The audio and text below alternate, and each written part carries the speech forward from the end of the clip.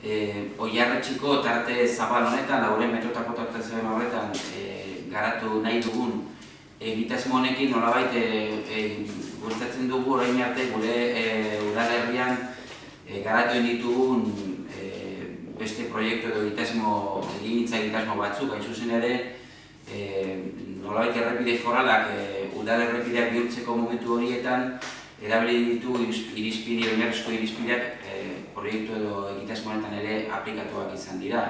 Beraz, alde horretatik, nik gomendatuko nuke begirada bat botatzea nolabait txopoetako etorbideari eta makaletako etorbideari adibidez edo urriago dekogun Eduardo Kosten egindako egokitze lana horiek ikusteko nola, kasu honetan oinarritzen jarraitzen dugun bide berberatik nolabait.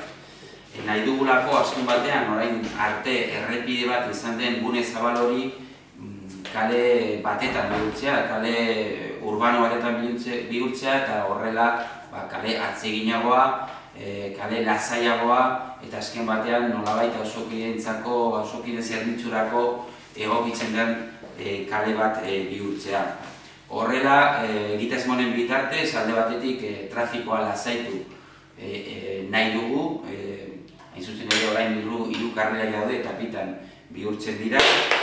Bestaldetik, aparkaleku plaza berriak zabaldu edo egokitzen ditugu, hain zuzen ere 40 eta 19 plaza berria eta horrekin nolabait nahi dugu bertan dagoen eskaerari erantzun egokia ematea. Bestaldetik, aprobetxatu egiten dugu diseinu honen bitartez nolabait egoteko auzokideen gozanerako gune zabal bat eta berri bat ateratzeko, zuzen ere Redentore Elizaren aurrean, gune zabal bat gozatzeko, egoteko eta gune zabal horren barruan ere esparru berde bat bertan jartzeko.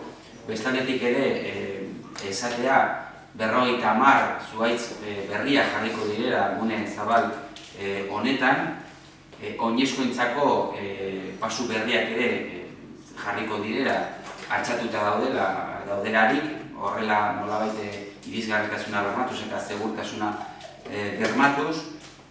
Eta gero, azken batean nahi duguna lehen esandakoa dela, nolabait kale atseginagoa bat bihurtu, lasaiagoa eta nolabait auzokideen zerbitzurako dagoen diseinuta dagoen kalea egitea, hori da.